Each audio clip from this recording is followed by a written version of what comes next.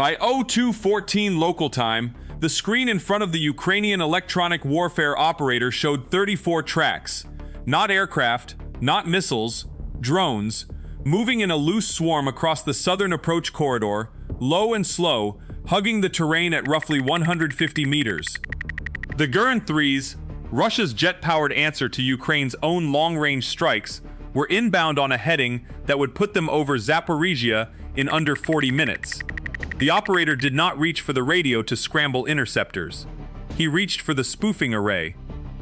What happened in the next 90 minutes would quietly rewrite the rulebook on drone warfare.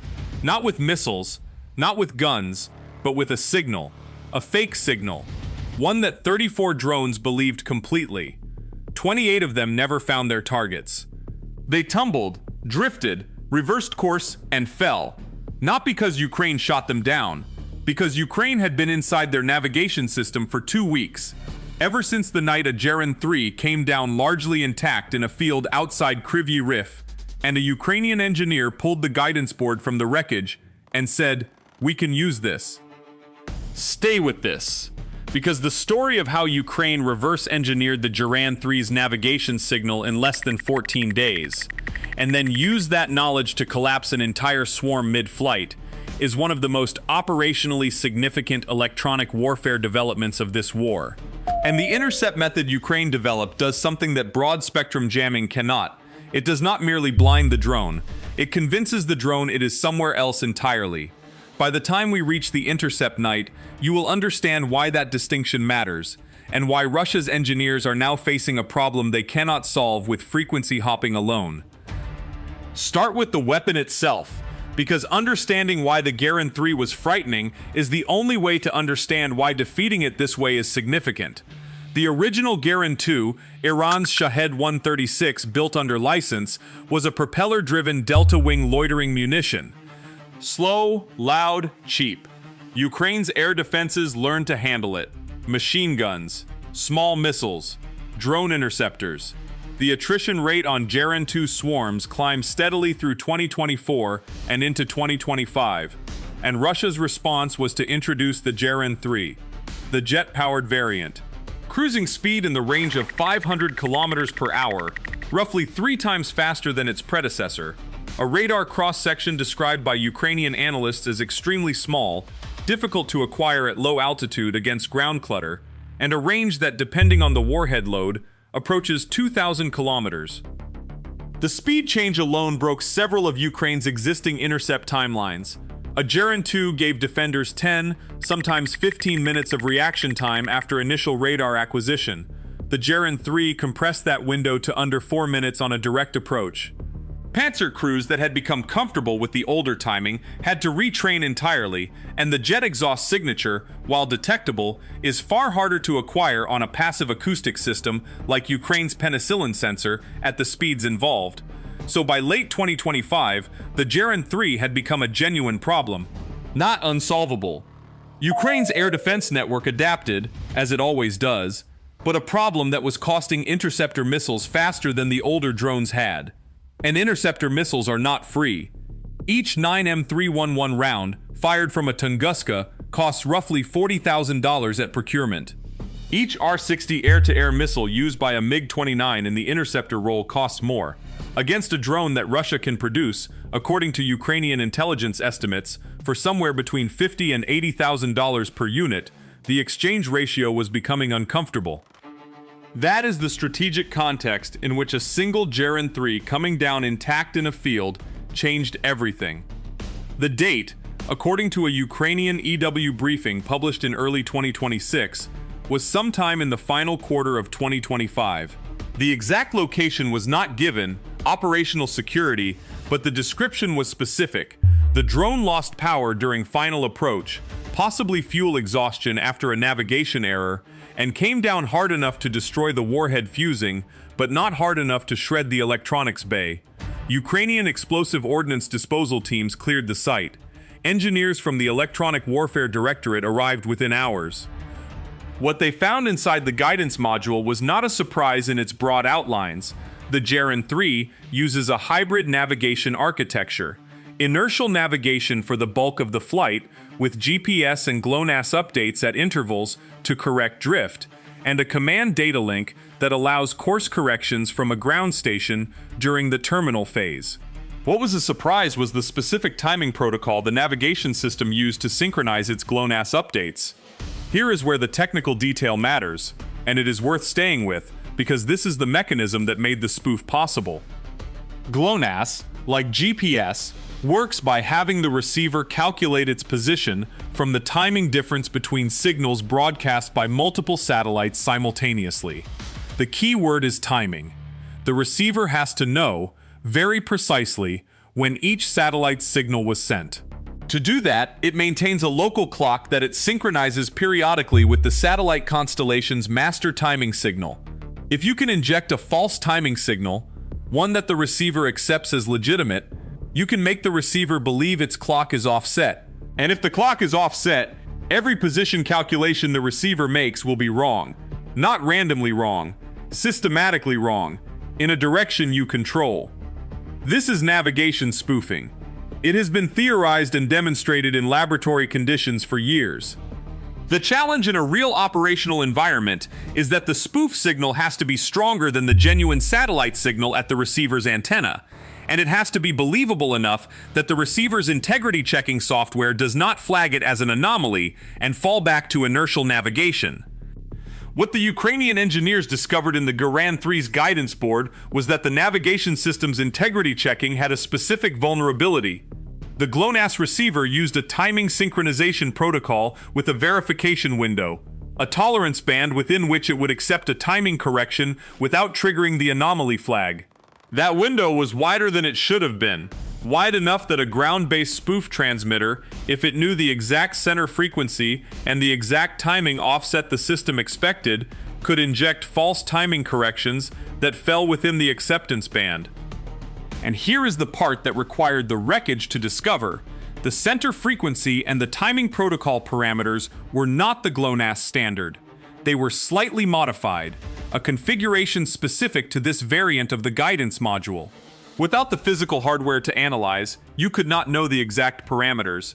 You would be spoofing at the wrong frequency, or with the wrong timing signature, and the receiver's integrity check would reject the signal. Broadband jamming would work, flood the spectrum and the receiver gets nothing, but Russia had partially hardened the Geran-3 against broadband jamming by giving it a fallback to inertial navigation, blind the GPS and GLONASS completely, and the drone keeps flying on its last known heading. Degraded accuracy, but still flying, still dangerous. The narrowband spoof was different. The narrowband spoof did not blind the receiver. It fed the receiver false data that the receiver believed was real. The drone did not know it was lost. It thought it knew exactly where it was. It was simply wrong, and wrong in a direction the Ukrainian operators controlled. The engineering team, according to the published briefing, spent 11 days analyzing the recovered guidance board, mapping the timing protocol, identifying the frequency parameters, and modeling the spoof geometry. On the 12th day, they tested the spoof signal against a captured guidance module in a controlled environment. The module accepted the false timing corrections and reported a position error of over 40 kilometers in the commanded direction. On the 14th day, the spoof array was deployed to a ground-based electronic warfare unit in the southern sector. They did not have to wait long for a target. The launch was detected, as these launches usually are, by a combination of signals intelligence and radar tracking from the moment the drones crossed into Ukrainian-monitored airspace. 34 Geran-3s, staging out of a Russian field position in the occupied south, inbound on a swarm approach that suggested a coordinated strike on energy infrastructure. The approach corridor, the timing, the swarm size, all consistent with a major infrastructure strike rather than a tactical target. This mattered. A swarm of this size, arriving at a distributed energy node in near simultaneous waves, could overwhelm local point defenses even with high kill rates per interceptor. The Ukrainian Air Defense Coordination Cell made a decision. They would not commit their interceptor missiles to the full swarm immediately. They would let the EW unit work first and use kinetic interceptors only on drones that survived the spoof or fell outside its effective geometry. At 0214 local time, the spoof array activated. The Ukrainian EW operator was not jamming the swarm. He was, in effect, lying to it. His transmitters were broadcasting false GLONASS timing corrections, carefully shaped to fall within the acceptance band the recovered guidance board had revealed. The corrections told each receiving drone's navigation system that it was approximately 38 kilometers north-northeast of its actual position. For most of the swarm, the effect was immediate and decisive. A drone navigating by waypoints, by a series of GPS coordinates it is supposed to reach in sequence, will, when its position estimate shifts 38 kilometers, immediately recognize that it is not where it is supposed to be. Its guidance system will compute a correction. It will turn. It will fly toward what it believes is the next waypoint.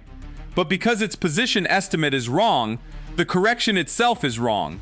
The drone turns away from its actual target and toward empty air, or toward terrain, or back the way it came. 23 drones, according to the Ukrainian account, experienced immediate course deviation. Their tracks, as seen on the EW operator's screen, bent away from the approach corridor in the minutes following spoof activation. Several reversed heading entirely.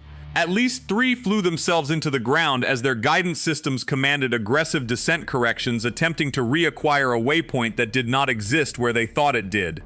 5 drones showed partial resistance.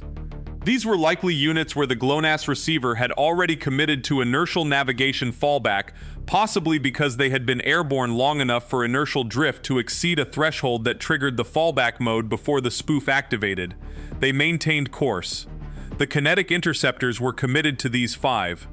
Ukrainian air defense claimed 4 destroyed. The 5th was tracked until it impacted an uninhabited area well outside its intended target zone. Its inertial navigation, without GLONASS correction, had accumulated enough drift over the flight time to put it significantly off target anyway. 6 drones were logged as uncertain outcomes, lost from tracking before confirmed impact or crash location. The final count, as reported in the Ukrainian EW briefing and referenced in subsequent reporting by Defense Express and Ukrainian military media, 28 Geran-3s did not reach their intended targets that night. Of a 34-drone swarm, that is an intercept rate above 80%. And the majority of those 28 were defeated not by missiles, not by guns, not by fighter aircraft, but by a signal. The strategic implications run in several directions. First, the cost exchange. A ground-based spoof array, once developed, operates at a fraction of the cost of kinetic interceptors. The development cost was paid once, in engineering time and the fortunate acquisition of intact wreckage. Subsequent operations against drones using the same guidance module cost, in signal terms, almost nothing.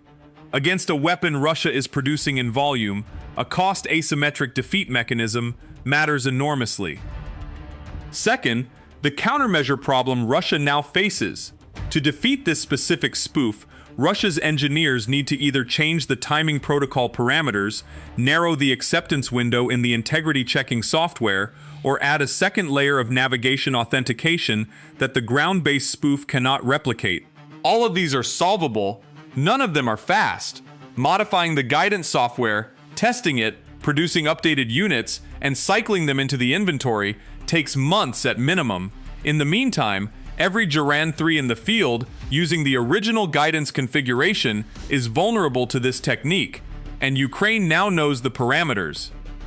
Third, and this is what Russian military planners will be considering most carefully, the spoof technique is not limited to the Geran-3. The same methodology of wreckage analysis, parameter extraction, and narrowband spoofing applies to any navigation system with similar vulnerabilities. The investment Ukraine made in 14 days of engineering work yielded not just a defeat mechanism for one weapon system, it yielded a template for how to approach any Russian drone or missile that relies on GLONASS updates with an extractable timing protocol. Russia's drone campaign has long depended on volume as a strategy. Launch enough drones and some will always get through. What Ukraine demonstrated on the night of that intercept is that volume itself can be turned against the attacker. That a large, synchronized swarm sharing the same navigation architecture is not 50 separate problems. It is one problem, solved once, applied 50 times simultaneously. The Geran-3 was designed to overwhelm Ukrainian air defenses through speed and numbers. Speed it still has. But on the night 34 of them turned toward false waypoints and fell short of their targets, the numbers worked against Russia. Every drone in the swarm using the same guidance module was listening to the same false signal at the same time. What to watch going forward is whether Russia's response is faster than Ukraine's adaptation cycle has historically allowed. The last major guidance update Russia pushed to the Geran family, the transition from Geran-2 to Geran-3, took the better part of a year to affect operational swarm composition meaningfully. If the patch cycle for this vulnerability follows a similar timeline, Ukraine has months of operational advantage with a tool it has already built and deployed. And if the wreckage from the next new variant comes down somewhere recoverable, the clock starts again. If you want to understand this war as it unfolds, not the noise, the strategy underneath the headlines, subscribe to this channel and turn on notifications, so you are there the moment the next chapter breaks. Hit the bell. And one final note for the record, this report is news analysis and reconstruction of ongoing, fast-moving events, built on reporting from major outlets and grounded in the facts as they are known at the time of writing.